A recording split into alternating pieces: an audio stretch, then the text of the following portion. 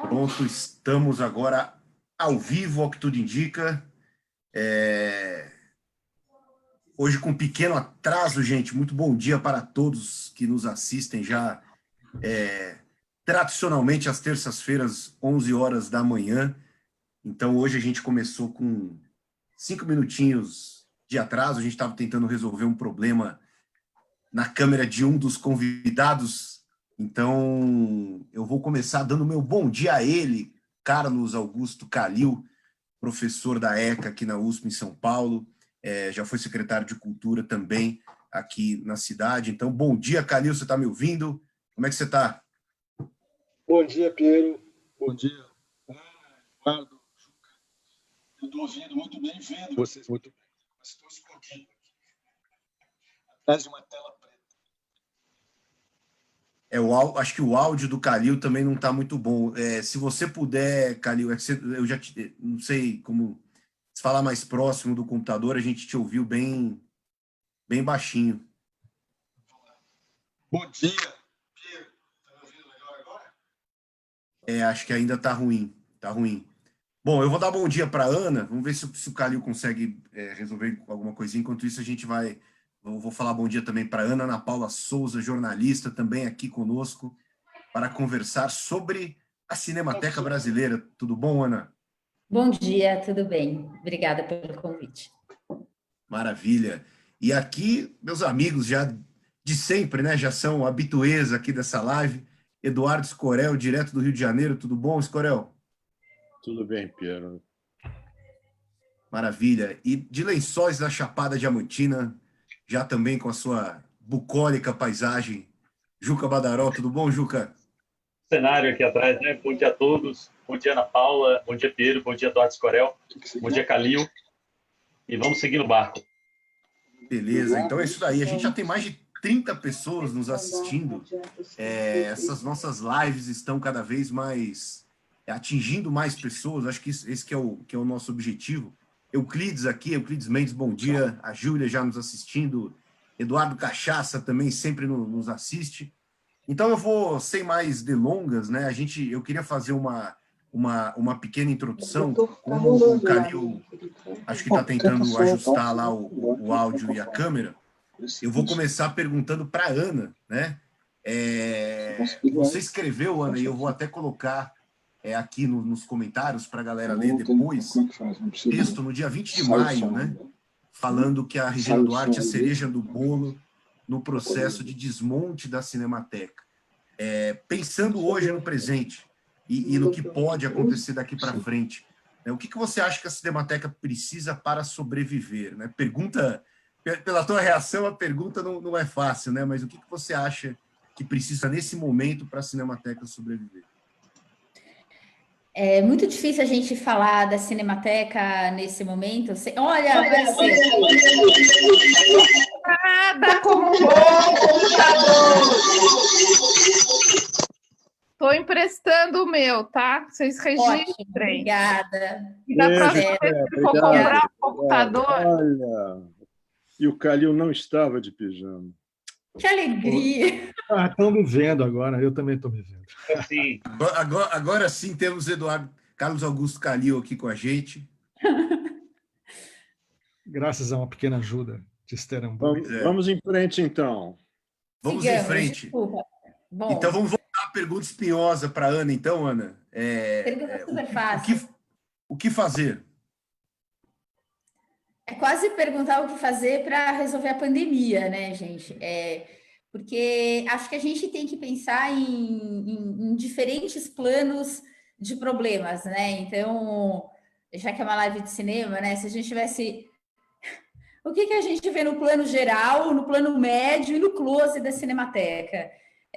Talvez a gente tenha que pensar assim para começar a discutir o que é possível fazer. Então, no plano geral, a gente tem a pandemia e esse governo que já demonstrou o que ele pensa a respeito da cultura. Então, qualquer coisa que a gente queira resolver sobre a Cinemateca, a gente tem que pensar que é neste governo. E isso torna todas as soluções mais complicadas e talvez nos façam até tomar decisões erradas neste momento, porque se a gente tem que pensar no futuro, um dia esse governo acaba. Acho que o plano geral é o mais complicado mesmo, porque, na verdade, o dinheiro não chega por causa desse governo. Mas a sua pergunta era quais são as soluções. Eu realmente não tenho a menor ideia de quais sejam as soluções, mas eu acredito que essa solução passa por esse plano geral, primeiro. A gente precisa conseguir salvar a Cinemateca desse governo. E depois disso, entender o que a gente pode fazer com ela. Então, se o governo não dá dinheiro para a SERP, será que o fim do contrato com a SERP é necessariamente a pior solução? Eu faço aqui uma pergunta, eu não tenho a menor ideia da resposta, mas porque se a gente esquece o mal que esse governo parece ter o desejo de causar à cultura, a volta da Cinemateca à estrutura governamental não me pareceria ruim. Acho que a presença da Cinemateca nessa OS, ela não nos trouxe nada de bom. Independentemente, a gente pode depois falar sobre isso, dos motivos que nos levaram a essa situação. Acho que a situação que a gente tem é de duas instituições problema. A gente tem a SERP, que é um problema, e, consequentemente, a Cinemateca vira um problema maior. Então, acho que a solução começa por esse imbróglio burocrático e institucional mesmo da Cinemateca. Entendi. Rapidamente, Então, talvez nem todo mundo saiba o que é a SERP, né? A SERP é a organização social que tem um contrato já há alguns anos de gestão com a Cinemateca, que chama Associação Roquete Pinto, em resumo. Só para esclarecer boa. Quem eventualmente não saiba disso. Boa. Eu gostei da sua colocação, Ana, porque a ideia até dessa live não é a gente fazer um histórico aqui da Cinemateca, mas eu acho importante, até aproveitando a observação do Eduardo, a gente agora invocar Carlos Augusto Calil. Eu não vou me estender no currículo dele, só vou citar algumas funções. O Calil já foi diretor da Embrafilme durante 7 anos, foi um dos organizadores da Cinemateca em 87, junto com Paulo Emílio Salles, e, se eu não me engano, durante 7, 8 anos foi secretário de Cultura aqui da Prefeitura de São Paulo. Então, Calil, eu fiz uma pergunta espinhosa para a Ana e eu acho que cabe para você tarefa tão difícil quanto, que é tentar contextualizar a Cinemateca para quem está nos assistindo e não conhece de fato o que é a Cinemateca, para a gente entender por que nós estamos hoje, em 2020, com esse risco, com a Cinemateca ameaçada, basicamente. Assim, se você puder fazer um pequeno resgate de algumas questões que você acha importante para a gente entender e começar a discutir, a debater a Cinemateca hoje. A situação é bastante difícil, eu te diria que é quase uma sinuca, porque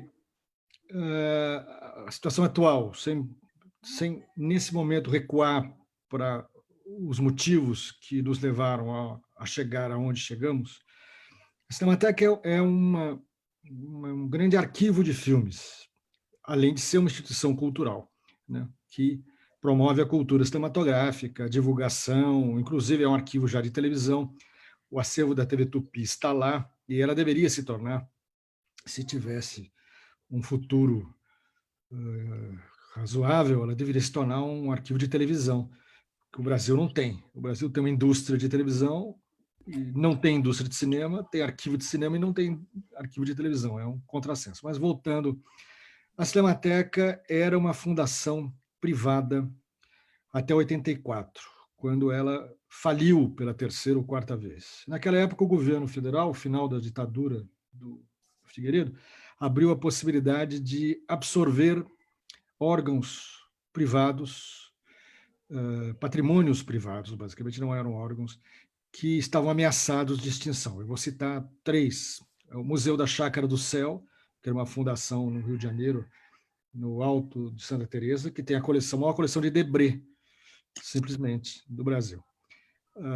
Tinha falido por causa dos planos econômicos, tinha sido criada por um milionário, e tinha falido. A Cinemateca em São Paulo, que é uma fundação privada, e o Museu Lazar Segal, também aqui em São Paulo, entre outros. E havia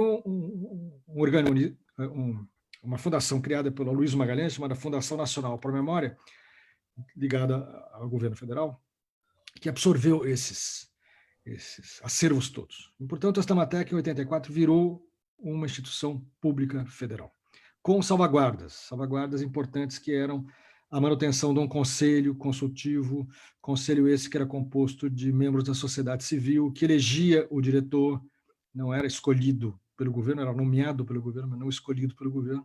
Portanto, uma situação como se tem agora, de que a Regina Duarte está sendo indicada para assumir a Cinemateca, não seria possível, porque teria que passar pelo Conselho, a não ser que o Conselho aprovasse. Bom, hoje em dia, a Cinemateca, os funcionários da Cinemateca, que são 64, estão em casa, como todo mundo, né, sem salários, já há 2 meses sem salários, e sem perspectivas de salários no curto prazo. Por quê? Porque em 2018, o Ministério da Cultura decidiu implantar uma OS para administrar a Cinemateca. Por que isso? Porque de 84 até 2018, o governo federal jamais fez qualquer concurso para prover de funcionários a Cinemateca. Ou seja, aqueles funcionários que foram absorvidos em 84 se aposentaram, precisavam ser repostos, não havia como repor. A solução foi, então, chamar uma OS. A OS escolhida pelo governo Temer era uma OS ligada ao Ministério da Educação. Por quê? Porque ela é a SERP, o Eduardo esclareceu, chama Roquete Pinto, porque ela vem da TVE. Ela é a TVE do Rio de Janeiro, que deixou de ser um órgão público para se tornar uma OS. Né? Isso, enfim, acho que no governo, nem me lembro se foi no governo Fernando Henrique, enfim, há muito tempo atrás. Era, portanto, um órgão praticamente do governo, indireto do governo, a SERP.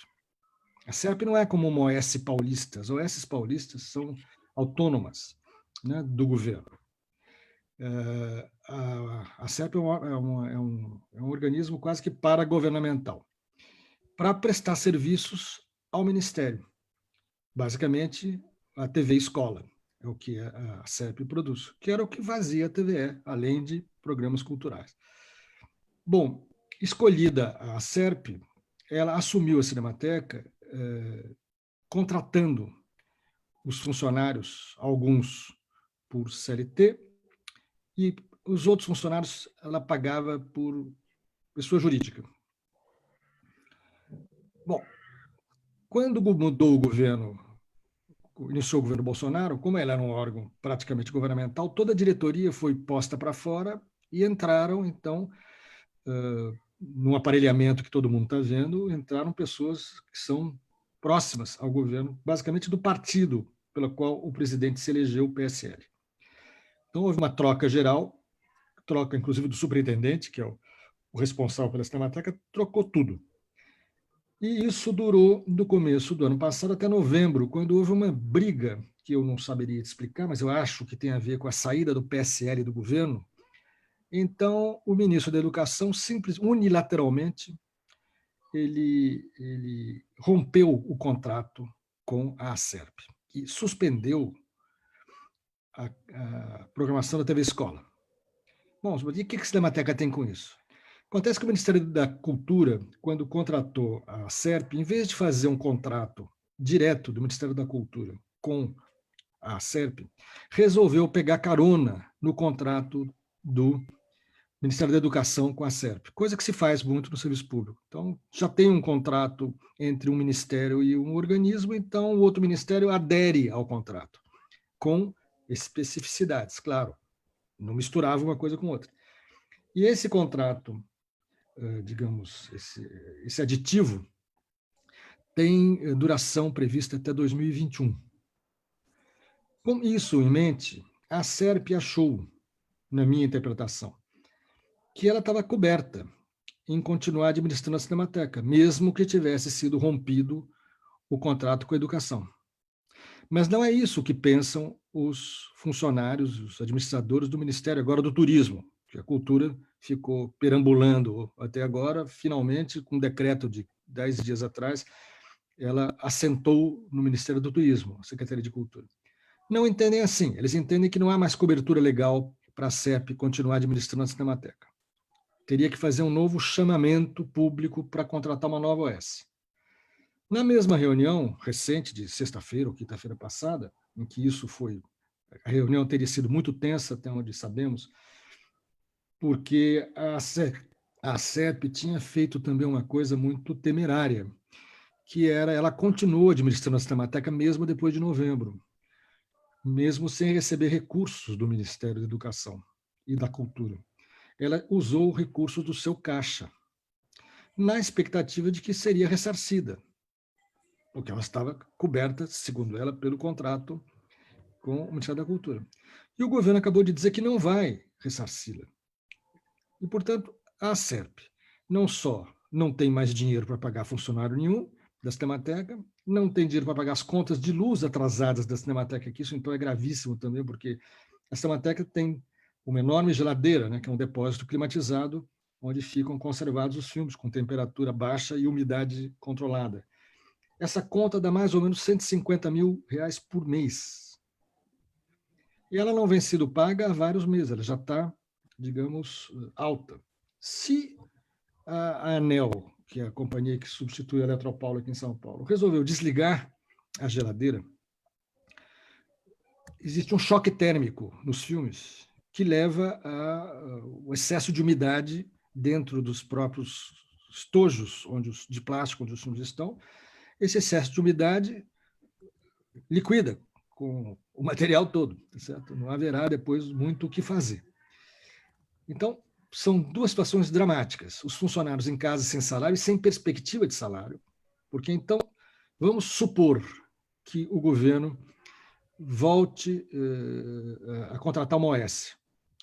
Bom, isso depende de chamamento público, se não houver contestação dos perdedores, tá certo? Até o contrato ser celebrado e ela começar a atividade. No mínimo dura 6 meses. Portanto, seriam 6 meses necessários para a Cinemateca voltar às atividades. O que vai acontecer com os funcionários nesses 6 meses? O que vai acontecer com o depósito climatizado nesses 6 meses? Se o governo agora aciona a hipótese de trazer a Cinemateca de volta para a administração direta, isso é impossível, porque a Cinemateca não tem mais cargo nenhum. A Regina Duarte, quando disse, sorridente, que ia para a Cinemateca fazer Cinemateca, ela não tinha noção de que não tem cargo nenhum na Cinemateca para ela ocupar. No governo Temer, todos os cargos foram retirados da Cinemateca e distribuídos para outros órgãos do Ministério. Assim como não tem nenhum funcionário público lá. Como é que se faz isso? Como é que se faria isso, então? O Ministério teria, o governo federal teria que dar um cargo, né, transferir cargos de outros ministérios para a Cinemateca, é o que estão dizendo que vão fazer para ela poder assumir, dizem que vão dar ela um DAS dos mais altos, mas teria que ter funcionários lá. A Cinemateca, quem vai abrir a porta para ela, entendeu? Quem vai servir o cafezinho para ela? Quem vai atender o telefone? Não tem ninguém, nem administrativo, nem técnico. Bom, aí alguém pode dizer, bom, a gente transfere funcionários públicos concursados de outros órgãos, do próprio Ministério ou do governo federal para suprir a Cinemateca. Sim, mas o que faz a Cinemateca funcionar não são os administrativos, basicamente, são os técnicos.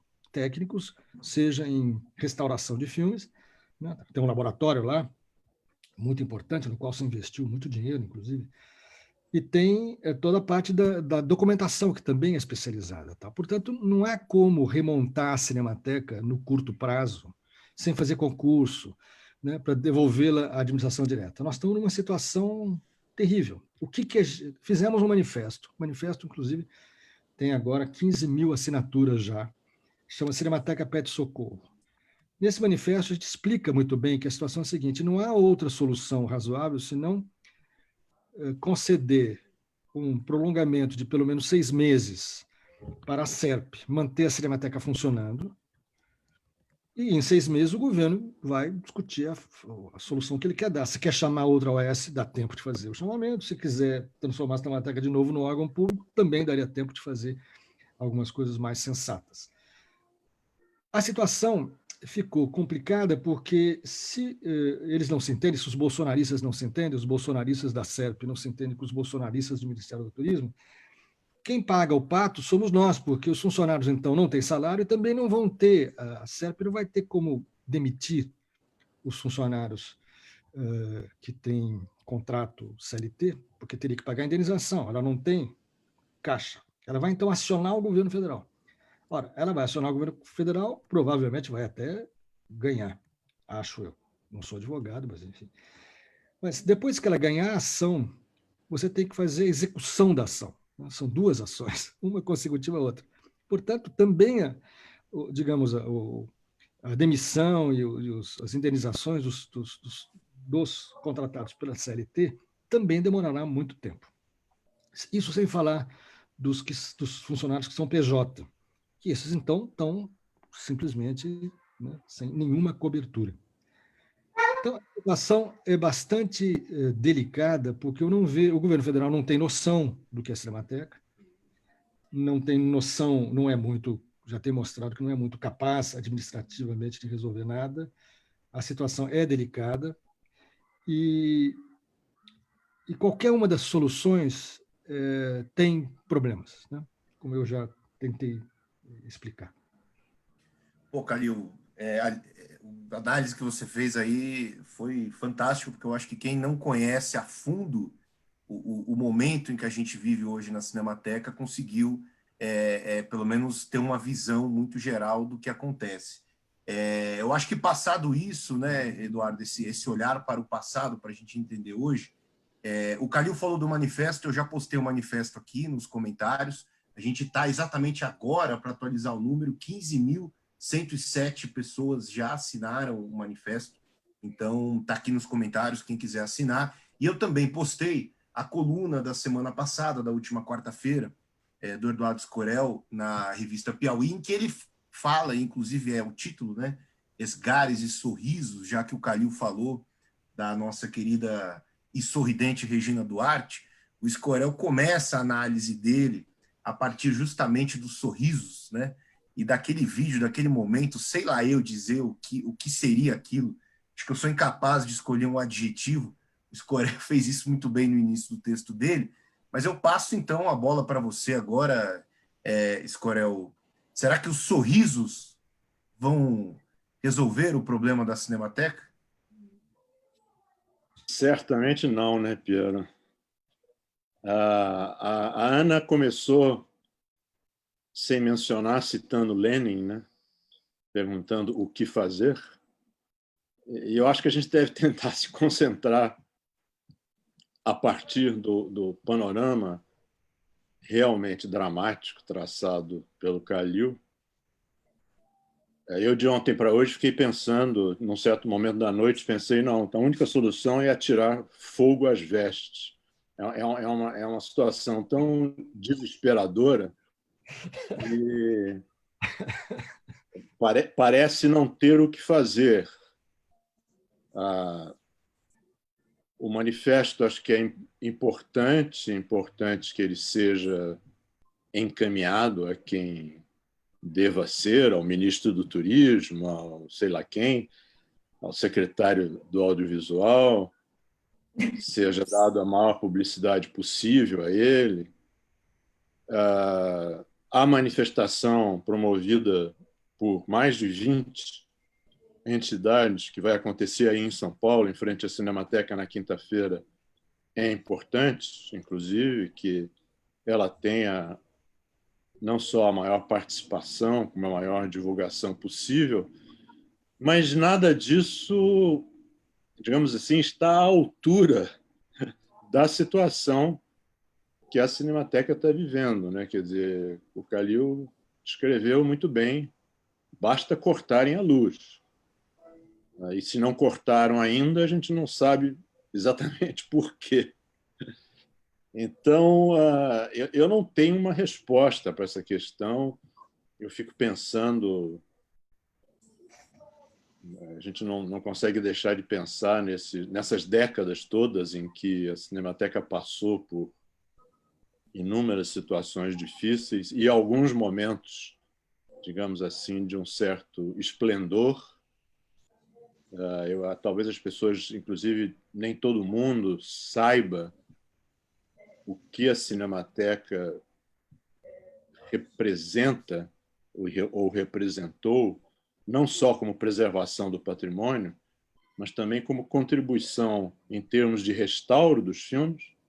A Cinemateca tem um laboratório que também está ameaçado, porque não está sendo usado, um laboratório de restauro precioso, e contribuiu decisivamente para inúmeros filmes, dando uma nota pessoal. Inclusive, eu não poderia ter feito o documentário mais recente que eu fiz sobre o Estado Novo, que é um documentário de 4 horas de duração, pelo qual eu peço perdão pela duração, mas pelo menos na televisão ele pode ser visto em capítulos.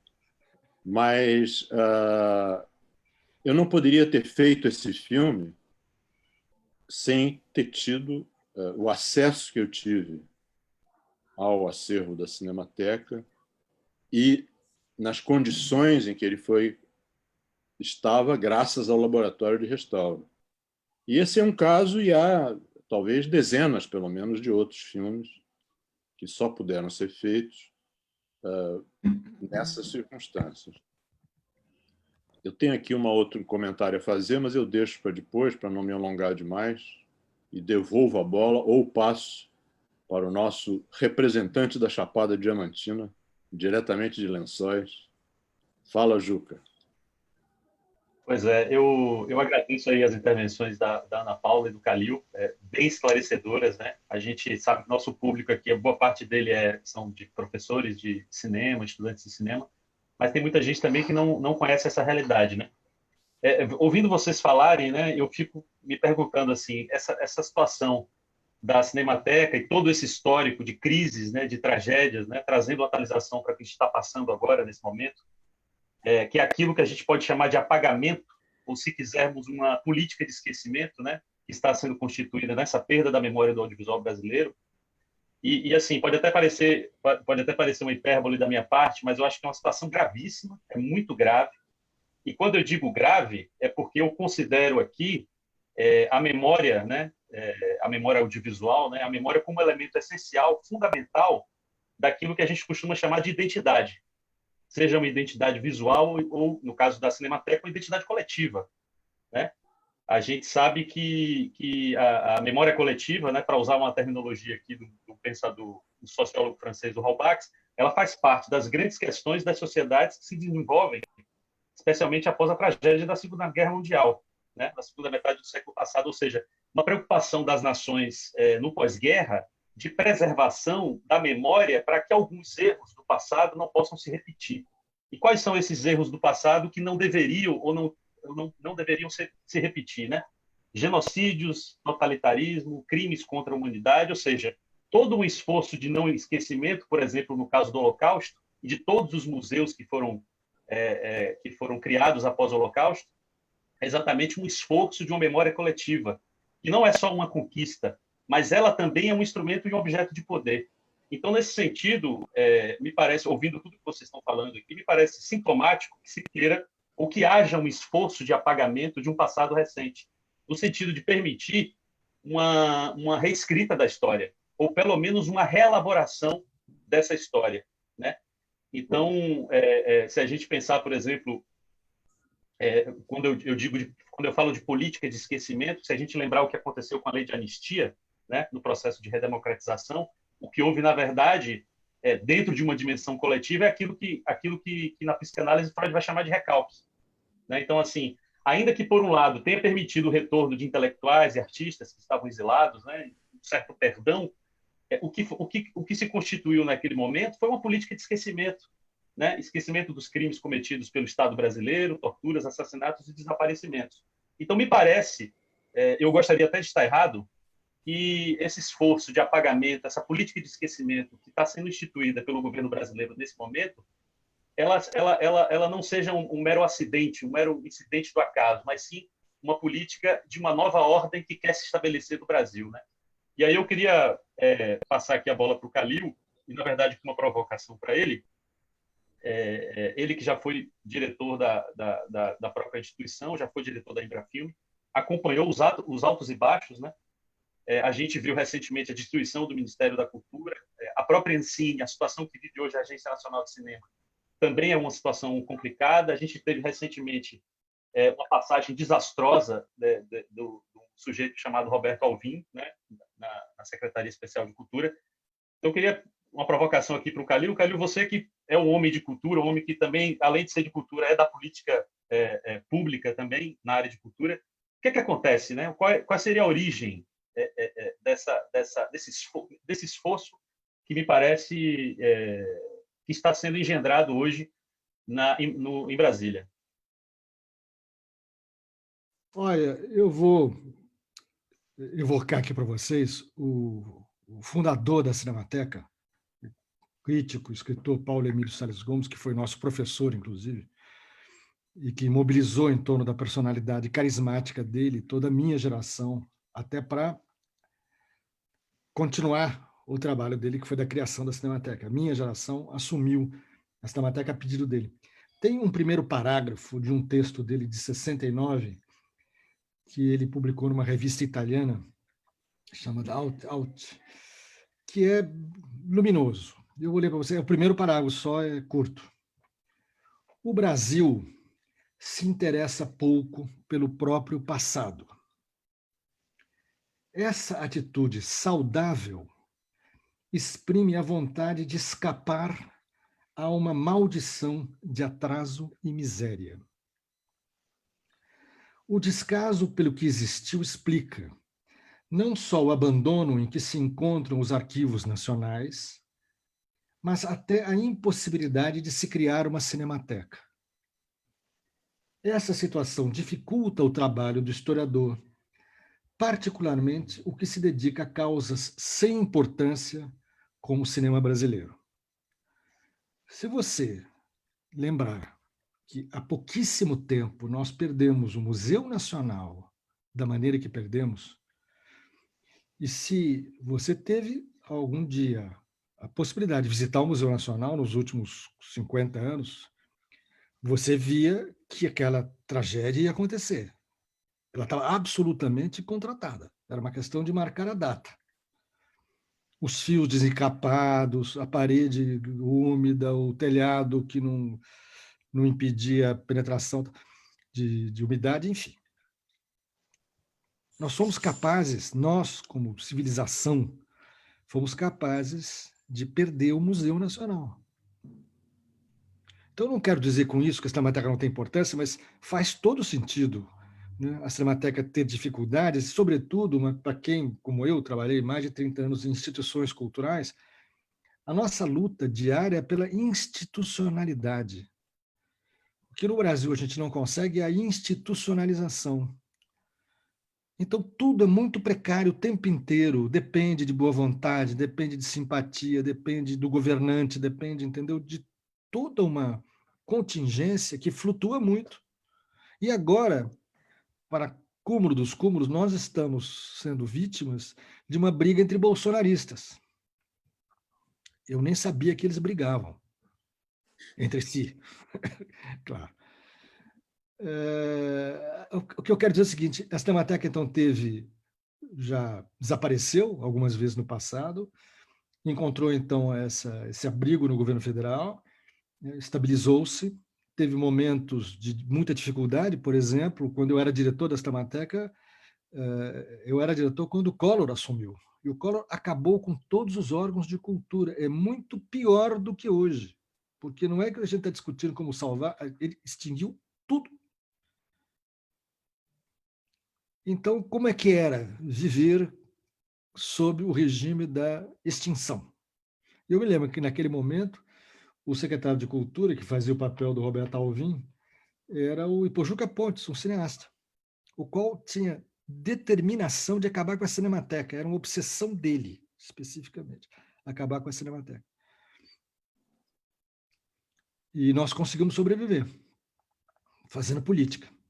Então, de novo, eu te digo, nós vamos ter que fazer uma ação judicial concentrada, muito volumosa. Já tem uma primeira manifestação do Ministério Público Federal, já mandou já arguiu o Ministério do Turismo em relação à situação da Cinemateca, mas deu 60 dias de prazo para ele responder. Bom, daqui a 60 dias, o que será que o Ministério do Turismo vai responder? Dependendo do que responder, vai ter que fazer uma nova inquirição do Ministério Público, vai ter mais outro tempo para responder. Quer dizer, esse jogo jurídico é muito importante, sim, porque ele é institucional, mas ele não tem um prazo, né, que nos dê algum tipo de sei lá, perspectiva, né, de curto prazo. Mas tem que ser. Então, nós temos que concentrar, estamos articulando várias manifestações do Ministério Público, em vários níveis, várias entidades, pessoas, tal, até eventualmente uma ação civil pública. Tudo está sendo pensado nesse momento para criar um volume, até, quem sabe, também não está decidido ainda, criar também algum tipo de eco na Câmara Federal, enfim, movimentar parlamentares, enfim, chamar atenção sobre a questão. Dizer, olha, vocês querem uma tragédia do Museu Nacional de novo? Entendeu? É isso que se deseja? Mas, se o Ministério não souber resolver, seja por um chamamento de uma OS, e se não souber resolver pela administração direta, a Cinemateca continuará à deriva, e os funcionários em casa, sem salários. O Calil, já que você falou da Cinemateca deriva, só para fazer uma contextualização, a gente está nesse momento com mais de 110 pessoas ao vivo. A gente está com uma audiência 3, 4 vezes maior do que geralmente a gente tem. Acho que isso demonstra a gravidade do tema, a importância do tema. E as pessoas, tem muita gente comentando, eu não vou conseguir ler o comentário de todos, mas só para vocês terem uma ideia, a Milene Guzmão acabou de escrever aqui, ó, a luta pela institucionalização é uma triste realidade nesse país. A luta pela sobrevivência é cotidiana. A Luciana Ribeiro, tudo é história, e quando ela é esquecida ou ignorada, ficamos vulneráveis a viver exatamente os mesmos erros do passado. Infelizmente, é o que está acontecendo atualmente. E eu queria fazer uma pergunta para a Ana. O Fabrício Duque colocou aqui uma pergunta provocativa. Eu acho interessante porque essa live talvez não tenha respostas, mas essa live tem muitas perguntas e muitas provocações. O Fabrício coloca aqui para a gente, será porque manter a memória é um perigo à construção desse, entre aspas, ele coloca novo progresso, né?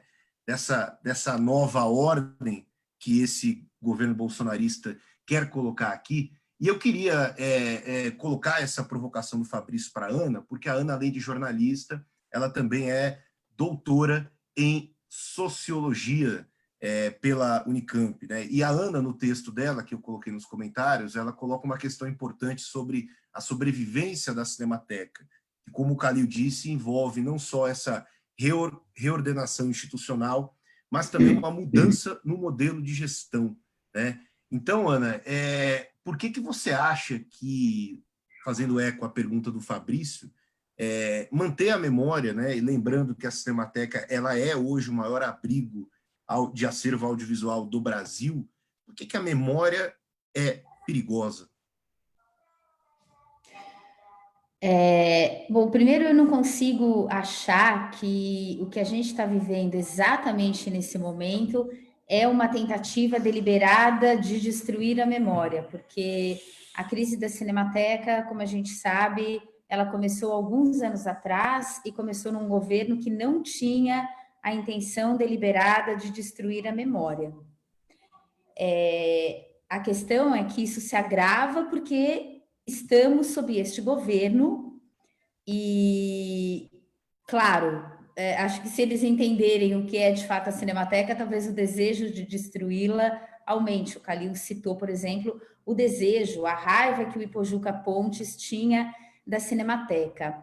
Uma coisa que eu acho que a gente deveria ter em mente, que ficou mais clara para mim hoje, quando eu cometi a imprudência de ler os comentários do UOL numa matéria sobre a Cinemateca, é que temos aqui, participando dessa conversa, 110 pessoas que sabem o que é a Cinemateca e se importam com a Cinemateca, mas a grande maioria das pessoas não entende sequer o que é a Cinemateca. Então, acho que antes do desejo de destruição, a gente tem algo que é maior, que é a ignorância, no sentido de realmente ignorar o que é a Cinemateca. Nos comentários do UOL, muitas pessoas falavam assim: para que manter essas latas? É só digitalizar tudo. Essa incompreensão mesmo do que aquilo significa até fisicamente. A incompreensão, por exemplo, de que o digital também tem que ser preservado. Basta a gente lembrar, né, das nossas geringonças domésticas digitais que param de ser lidas porque o aparelho não lê mais. Além de falar de toda a deterioração digital, você tem até uma incompatibilidade de meios. Agora, a questão da memória num país como o Brasil, ela é incômoda, mas, repito, eu acho que ela é, sobretudo, uma quase não questão para grande parte da população. Talvez isso tenha a ver também com essa necessidade premente de sobrevivência. Eu não estou respondendo diretamente essa pergunta porque eu não sei respondê-la. Ela só me motivou algumas ideias que eu estou colocando aqui. E uma outra ideia que eu coloco, que eu acho que todos nós que trabalhamos com cultura e temos a clareza do papel da cultura, a gente nesse momento precisa conseguir comunicar o drama cultural que nós estamos vivendo de uma maneira eficaz. A gente vive uma pandemia, a gente vive algo seríssimo no país. Me chamou muito a atenção que no Ceará houve um edital para a cultura que gerou um manifesto da parte dos médicos, que disseram: como vocês vão dar dinheiro para a cultura se nós não temos equipamentos de proteção? Uma coisa não tinha nada a ver com a outra. O dinheiro que ia para a cultura não ia ser usado para equipamentos de proteção. Na verdade, o governo já tinha comprado os equipamentos de proteção, ele não conseguia receber. Mas é um pouco para dizer também o que esse nosso drama, às vezes, representa para as pessoas, né? Então, é por isso que ter lido os comentários do UOL hoje mexeu bastante comigo. Do quanto... Bom, eu comecei a conversa aqui falando de Acerp, né? Vira e mexe, eu falo umas coisas assim... VOD, como se todo mundo soubesse do que a gente está falando, e, na verdade... Repito, as pessoas não sabem para que serve a Cinemateca, para que esse espaço. Então, esse exemplo do filme do Escorel, é difícil, às vezes, essa compreensão. Então, acho que a preservação da nossa memória passa também pela nossa capacidade de defendê-la pelo que ela é, né? A gente tem essa dificuldade muito grande de se comunicar, às vezes. Pois é, e o Lauro Escorel, irmão do nosso querido Eduardo, Ana, também comentou aqui, estarrecedores os comentários, né? O Reinaldo Cardenuto também diz que quis ler os comentários e que também fizeram muito mal a ele, né? Porque os comentários acabam revelando o que há de pior no Brasil. A Lila Foster achou interessante o seu apontamento dessa questão da luta para a preservação.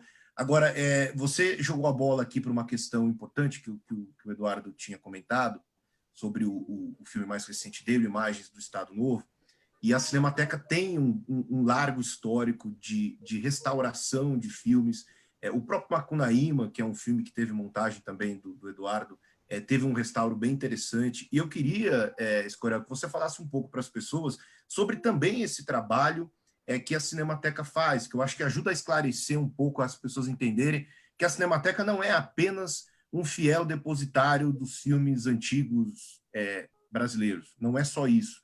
A Cinemateca é muito mais do que isso. Então, eu queria que, se você puder compartilhar um pouco dessa tua experiência aí do Imagens do Estado Novo, que teve aí, como você disse, quase 4 horas de material editado, porém, se eu não me engano, 10 anos de trabalho, né? Ou mais de 10 anos, me corrija. Eu tive a sorte, a fortuna de pegar um período que talvez tenha sido, pelo menos em tempos recentes, um período áureo da Cinemateca, entre 2003, quando eu comecei, e 2015, quando o filme ficou pronto. Foram 12 anos de trabalho, com longas interrupções por razões de falta de recursos para fazer o filme, mas eu tive essa possibilidade graças à existência, eu mencionei mais antes um pouco, do laboratório de restauro. Na ocasião, quem estava à frente era a Patrícia de Filipe, na gestão do Carlos Magalhães. E tentando ir um pouco na linha do que a Ana Paula sugere, né? Quer dizer, essa ideia de que a Cinemateca é um amontoado de latas, né? Em certas épocas, décadas atrás, talvez até tenha sido, né? Quer dizer, eu comecei a frequentar a Cinemateca como Calil no Ibirapuera, nos chamados barracões do Ibirapuera, e era um trabalho heróico que o Paulo Emílio e a pequena equipe dele faziam, que foi importantíssimo de guardar e reunir esse acervo, mas, de fato, só guardar e reunir, muito rapidamente, as pessoas que se dedicam a isso percebem que não é suficiente, né? Inclusive pela volatilidade, pela precariedade dos netratos. Então, a Cinemateca conjuga, eu acho que, 3 grandes linhas, né, de atuação. Uma, de preservar o que ainda for possível reunir, depois de tudo que se perdeu, mas de preservar a produção contemporânea, inclusive, né? Uma linha de atuação decisiva. A outra linha de atuação é de restaurar, e no que diz respeito ao material em suporte digital, mais urgente ainda do que algumas coisas que estão em película. A precariedade do suporte digital é imensa. Então, um laboratório de restauro se torna mais urgente ainda. É verdade que, em muitas ocasiões, é preciso não deixar de mencionar, mesmo tendo criado um laboratório de restauro próprio, a Cinemateca também atuava em acordos com prestadoras de serviços que faziam trabalhos de escaneamento, de restauro. Então, na verdade, a Cinemateca mobilizava até, digamos, prestadores de serviço nessa área, né? E a terceira grande área, que é a área talvez mais tradicional, que é da difusão cultural, né, digamos assim. Então, preservação de documentos audiovisuais ou impressos, restauro e difusão. É um trabalho imenso. É um trabalho para o qual talvez ela nunca tenha tido o reconhecimento, a importância e os recursos necessários para fazer efetivamente, embora em algumas épocas ela tenha conseguido fazer muita coisa nessas 3 direções, o que torna até mais angustiante para pessoas idosas, feito eu, ver isso se repetindo, né? É uma coisa... Eu até chamou minha atenção, eu ontem bati os olhos numa declaração feita por um jovem de 49 anos, feita há 20 anos atrás, que dizia assim: eu acho que agora, quem sabe, a Cinemateca Brasileira possa encontrar o seu caminho. Eu não sei se ele reconhece as próprias palavras, mas ele está aqui presente. É a declaração final do filme do Kiko Molica sobre a Cinemateca Brasileira, dada pelo jovem Carlos Augusto Calil.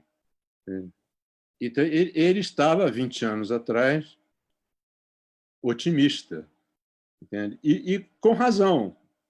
Houve um período que a gente pode chamar de um período de esplendor, né? Que, lamentavelmente, não pôde, não conseguiu formar tanto uma autonomia como um suporte suficientemente forte para evitar uma situação feito essa que está sendo vivida agora.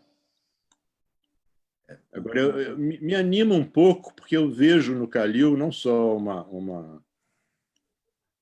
a palavra que está um pouco na moda, né? Resiliência, uma palavra que não se usava antigamente, né? Mas o Calil é muito resiliente, né? E as décadas passam e ele continua assim, meio na encolha, mas dedicado a certas áreas de atuação. E ele, falando agora há pouco, me convenceu que atear fogo às vestes realmente não é uma opção, entende? E que é preciso fazer política. E fazer política, aí como a Ana vem apontando desde o início da conversa, nesse momento, é especialmente difícil, né? Porque se nós tivéssemos sem pandemia e tivéssemos um governo federal, chamemos de normal, independente, se fosse um governo federal normal, fazer política seria mais simples, né? Neste momento, fazer política é extremamente complicado, né? Quer dizer, diante de tudo que está acontecendo, diante do que a gente está vivendo, da enorme incerteza, me parece, no plano político, diante da qual nós estamos, né? Quer dizer, eu acho que ninguém é capaz de arriscar uma opinião sobre o que vai acontecer nos próximos 6 meses no plano político, né? Eu tenho o sentimento de que algo precisa acontecer, que algo deve acontecer. Não é possível a situação que nós estamos vivendo, política, se prolongar por 1 ano, por 2 anos. Me parece uma hipótese inconcebível. Porém, nós temos uma questão imediata. O que fazer com a cinema? Voltando à pergunta inicial da Ana. O que fazer? Quer dizer, fazer política. Mas fazer política no quadro atual, como o Calil já disse, é difícil e é demorado. E a Cinemateca não pode esperar, na verdade. Quer dizer, na verdade, eu não sei se a gente faz uma marcha para Brasília, se a gente sai a pé de vários lugares e faz uma marcha para Brasília. Acho que não vai adiantar, né? Acho que seremos recebidos a pedradas e a bombas e tal. Mas uma marcha para Brasília metafórica, digamos assim, né? Se adianta ir fisicamente, se adianta tentar falar pessoalmente com não sei quem, eu não sei, eu realmente não sei. Eduardo, você citou o trabalho do Kiko Molica e eu tinha acabado, você leu meu pensamento aqui, eu tinha acabado de postar o link aqui no YouTube, é um trabalho belíssimo feito para o Canal Brasil. Quem quiser assistir, quem quiser ouvir do próprio Calil de 20 anos atrás, as palavras que o Escorel disse aqui, o Fabrício Duca, inclusive, já começou a campanha Calil para presidente. Então, Calil já se prepara aí, já vai pensando aí no... Da República, por favor. Da República. Não, da República. Não, é da República, não é da Cinemateca, não, é da República. A Lila Foster colocou aqui, olha que interessante, né? O Escorel falando essa questão da ação, do que fazer. A Lila disse o seguinte: a Cinemateca gera pensamento. A Cinemateca e os arquivos audiovisuais brasileiros são importantíssimos para os historiadores. E eu achei interessante, o Eduardo falou agora há pouco da difusão, né? E dessa questão que também é uma ação que faz parte da história da Cinemateca. O Yuri Soares fez um comentário aqui, eu fiquei até arrepiado quando eu li, Yuri, porque eu moro relativamente próximo da Cinemateca, dá 10 minutos da minha casa, e eu vou muito pouco para a Cinemateca. Fui algumas poucas e prazerosas vezes, inclusive eu assisti aquele Um Dia na Vida, que é um documentário proibido do Coutinho, assisti lá na Cinemateca. O Yuri faz um comentário interessante, ele diz o seguinte: meu sonho é conhecer e pesquisar na Cinemateca o arquivo do Glauber Rocha, que foi transferido para a Cinemateca e depois disponibilizado, e ainda não foi disponibilizado online. Ele espera que um dia ele consiga fazer isso, né?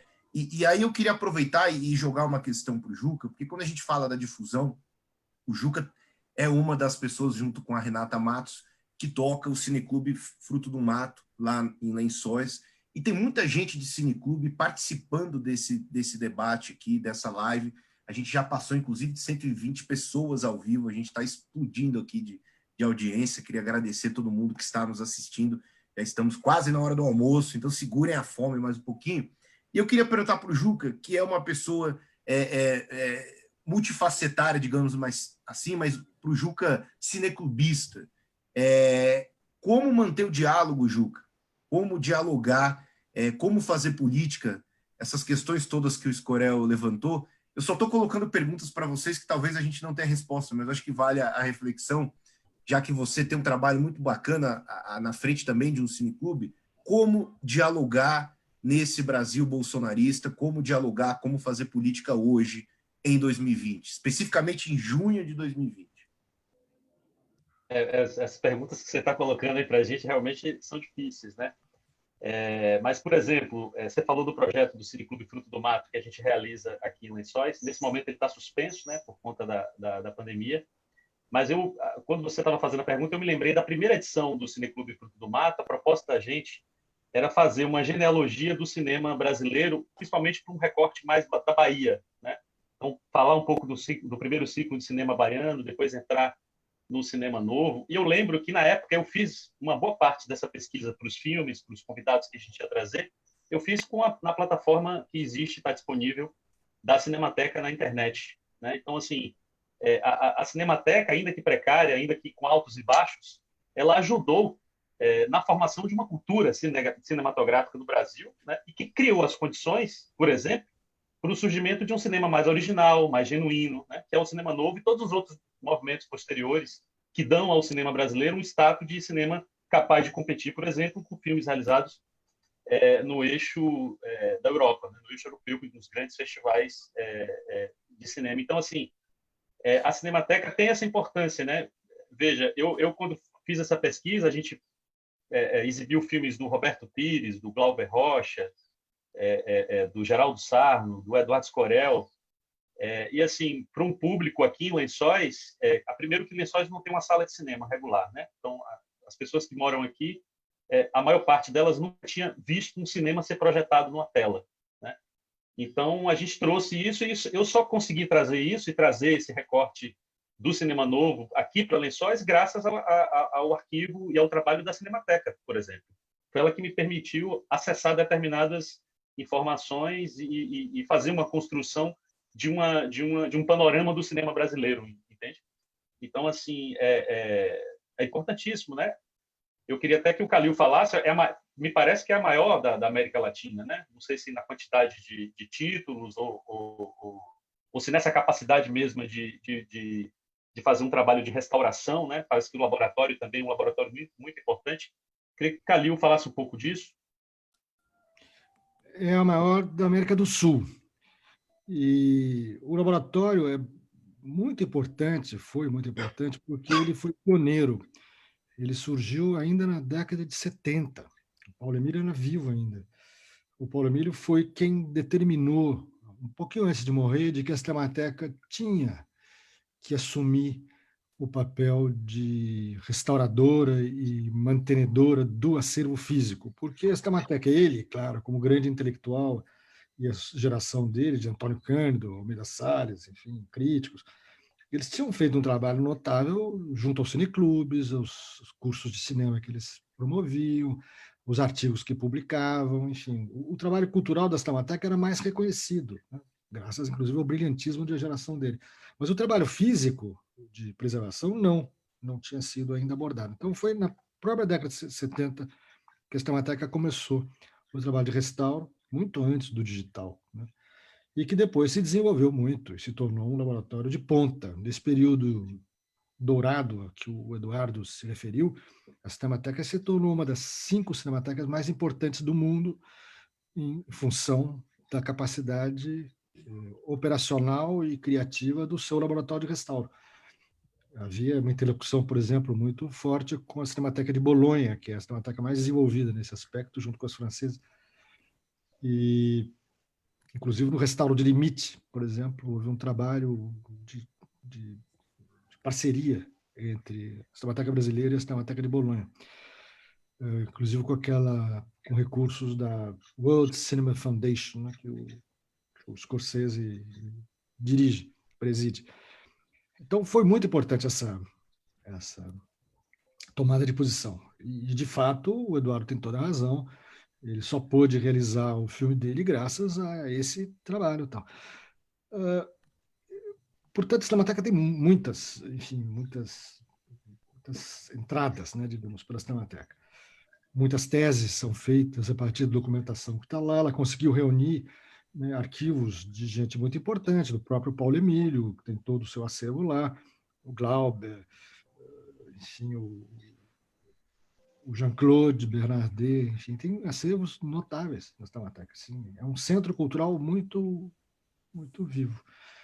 Agora, se as pessoas não sabem o que significa Cinemateca, como a Ana né, se referiu aqui muito bem, o nosso problema é anterior, né? É nos fazer ver pela sociedade, nos fazer reconhecer pela sociedade. Às vezes as pessoas não têm noção, elas sabem, mas elas não têm noção especificamente. Né? Sabe, por exemplo, qual a importância do cinema na vida das pessoas? Eu começaria por aí. Se você responde isso, você pode, em seguida, introduzir a questão das cinematecas. Se as pessoas se relacionam com o cinema, elas, de alguma maneira, estão relacionadas à Cinemateca. Mas, com pandemia e Bolsonaro e um nó administrativo absurdo, né, que o Ministério da Cultura conseguiu criar, porque não é de agora, né? Eu não estou querendo insistir nesse assunto, quer dizer, a deterioração da institucional da Cinemateca vem de 2013, a última crise. Então, são 7 anos que a gente está vendo as coisas não serem resolvidas, as coisas não serem, por ministros sucessivamente, ministros que são chamados, são levados lá, estão a par, mas não se interessam. E tem outro aspecto que a mim me deixa particularmente, enfim, incomodado, é que muitas pessoas, sobretudo em Brasília e no Rio de Janeiro, se referem à Cinemateca Brasileira como Cinemateca de São Paulo.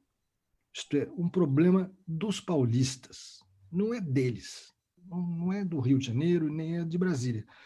Isso me parece muito evidente agora, com a hostilidade que nos últimos anos a Secretaria do Audiovisual estabeleceu com a Cinemateca. É um problema de paulista. Tem gente, inclusive, achando, como no passado já houve, que ela deve ficar ligada ao governo do Estado de São Paulo ou da prefeitura. Não tem nada a ver com o governo federal. Então, começa por aí. Não reconhece o brasileiro. Talvez se ela chamasse Cinemateca Nacional, aí eles reconhecessem que ela fosse brasileira. Né? Mas chamar brasileira não serve. Eu tenho a impressão que nós vamos continuar na luta, né? Da resiliência e tal. Eu já ganhei meu dia, porque então eu salvei o Eduardo de atar fogo às vestes e à barba, né? Se a gente não conseguiu salvar a Cinemateca, a gente salvou o Eduardo, pelo menos hoje, nessa reunião. Serei eternamente grato.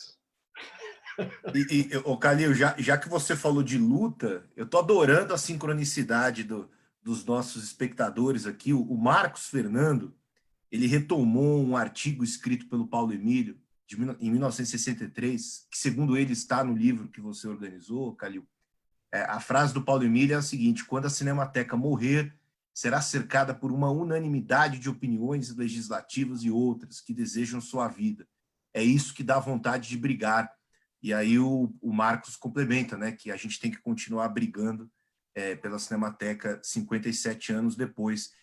A gente completou já 1 hora de live, eu sei que a Ana tem compromissos, o Calil também, Juca, Eduardo. Está muito legal, eu estou assim, extremamente feliz pelo fato de a gente ter proposto essa discussão, essa reflexão, que me parece que não vai terminar agora, não vai terminar hoje. Como o Eduardo disse, a gente tem uma manifestação, um manifesto previsto para quinta-feira na Cinemateca, então esse é um assunto que ainda vai ser discutido, ainda vai ter desdobramentos. Já faço o convite tanto para a Ana quanto para o Calil. A gente vai ter que fazer uma parte 2 dessa live, com toda certeza.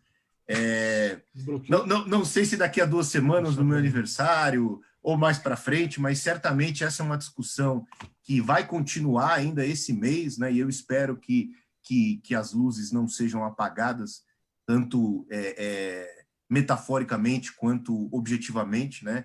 quanto denotativamente, lembrando da questão que o Calil colocou da energia elétrica, né, que corre o risco de ser cortada aqui pela agência que controla isso em São Paulo. Tá? Então, eu queria agradecer a presença de vocês 4.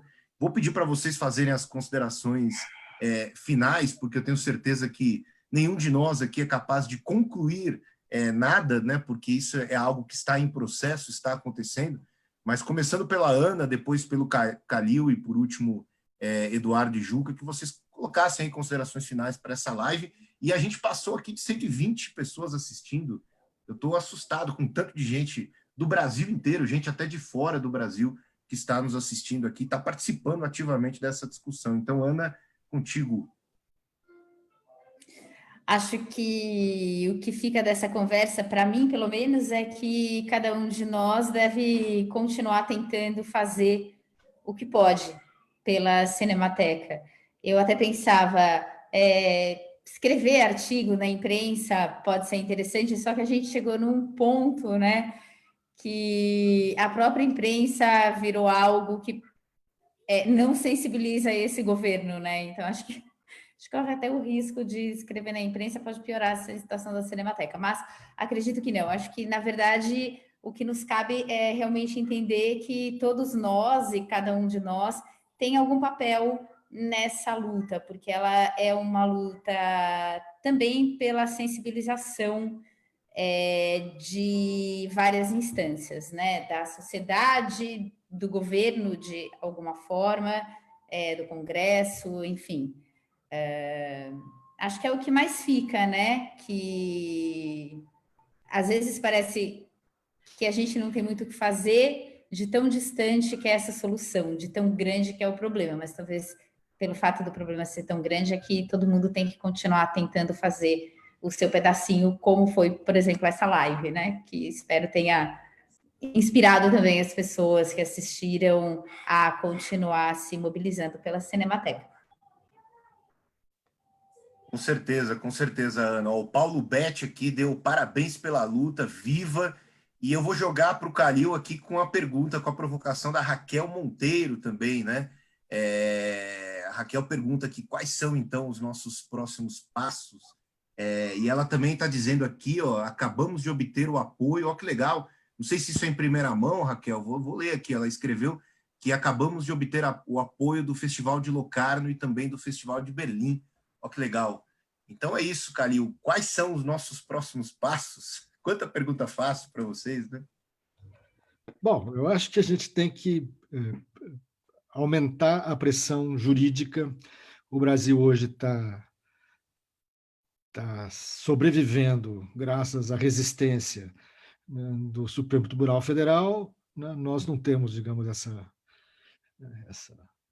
capacidade, né? Enfim, essa amplitude, mas, de qualquer maneira, é no plano jurídico que nós vamos fazer valer os nossos direitos. Quer dizer, se a Cinemateca é um patrimônio público nacional, e se ela precisa ser preservada em nome da civilização brasileira, e sim, ela precisa ser respeitada pelo governo, e o governo tem que adotar medidas, né, para a sua preservação e para a sua manutenção. Né? Então, eu acho que a fronte jurídico é muito importante. No fronte político é verificar se há algum diálogo possível, né, com alguém do grupo do governo que faça com que eles, então, entendam que é melhor manter a Cinemateca do que deixá-la escapar. Né? Por incúria, nesse caso. Eu concordo com a Ana que não há nenhuma determinação, pelo menos por enquanto não houve nenhuma determinação que eu perceba do governo de abandonar a Cinemateca, mas não entende realmente o que é, não entende como resolver o problema jurídico, o problema administrativo e tal. Ainda talvez, para resolver o problema político da Regina Duarte, eles tenham que entender o problema da Cinemateca e, para dar à Regina Duarte um lugar para sentar, de repente, a Cinemateca ganha uma sobrevida. Né? Mas, então, no mínimo de política possível e uma grande atuação jurídica para garantirmos.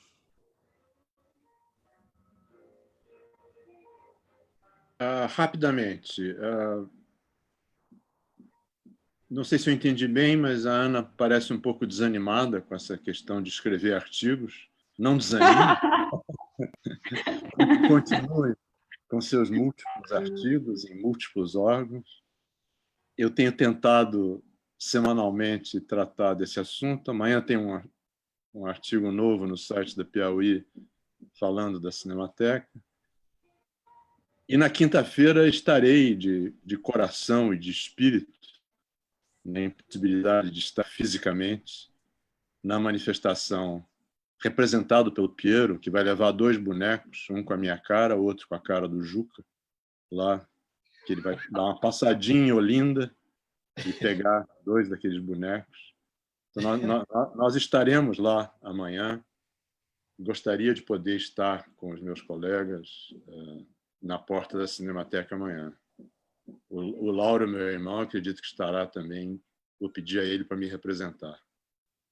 E vamos continuar pensando nisso e tentando descobrir uma brecha a curto prazo que possa representar um alívio para essa situação.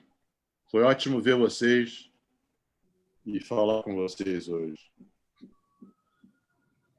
Juca, o Lauro estava nos assistindo, inclusive, viu, Eduardo? Ele estava aqui nos prestigiando aqui. Então, Juca, coube a você a palavra final nessa live. Olha a responsa aí. Que responsabilidade. Pois é, eu queria dizer também, reiterar aqui o que o Eduardo Scorel falou. Eu acho que amanhã a gente vai estar lá. Se pudesse, estaria fisicamente lá para... Quinta. Amanhã não, quinta. Amanhã é quarta-feira ainda. Na quinta-feira, acho que é importante isso, né? Eu acho que, como eu falei no início, a memória é a identidade, né? Se a gente não é capaz de lembrar do passado, de reconhecer o que fomos no passado, não seremos capazes de ter uma ideia de futuro, né? Nenhuma projeção de futuro. Mas é isso, eu acho que foi muito boa aqui a live, esclarecedora, a participação da moçada aqui também foi boa, estudantes de cinema, pesquisadores, professores. Queria agradecer a Ana Paula, queria agradecer o Calil, prazer conhecê-los ainda que virtualmente aqui. E é isso, sigamos em frente. Muito obrigado. Gente, então é isso daí. Eu vou convocar no final aqui, mais uma vez, quinta-feira, 4 de junho, 11 horas da manhã, ali ao lado da Cinemateca, no Largo Senador Raul Cardoso, na Vila Clementino, aqui em São Paulo. Não tem erro. Vai ser feita a leitura de um manifesto SOS Cinemateca por várias entidades. Esse manifesto é assinado apenas pelas entidades, então todo mundo que quiser ir lá participar, claro, respeitando distância mínima de 2 metros, máscaras de proteção, evitar aglomeração, a gente vai tentar respeitar tudo isso. Então, quinta-feira, quem quiser comparecer, quem é de São Paulo, quem estiver por aqui, vamos lá participar desse manifesto. Ana, brigadão, obrigado, Calil, obrigado, Eduardo, obrigado, Juca. Só uma coisa, na próxima terça-feira nós temos uma conversa com... Ah, verdade, eu já ia me esquecendo. Próxima terça-feira temos uma conversa com Suzana Lira. Suzana, eu acho que ela estava nos assistindo, não sei se ela ainda está. A Suzana está com um novo projeto aí, um documentário sobre a Fernanda Young. Então a gente vai discutir com a Suzana a importância da biografia, né, ou das cinebiografias. Então a gente vai falar sobre essas questões de biografia, já que a gente vive hoje num país em que nega, inclusive, que a Terra é redonda, né? Então, pessoas do próprio governo negacionistas. Então, como que é viver nessa realidade? Então, a gente vai falar sobre as biografias no cinema, as biografias no documentário com a Suzana Lira, nossa convidada da terça-feira que vem. Pessoal, é isso. Brigadão, boa tarde a todos, bom almoço a todos vocês e muito obrigado aí às pessoas todas que nos prestigiaram nessa live. Beijos e abraços para todos, todas.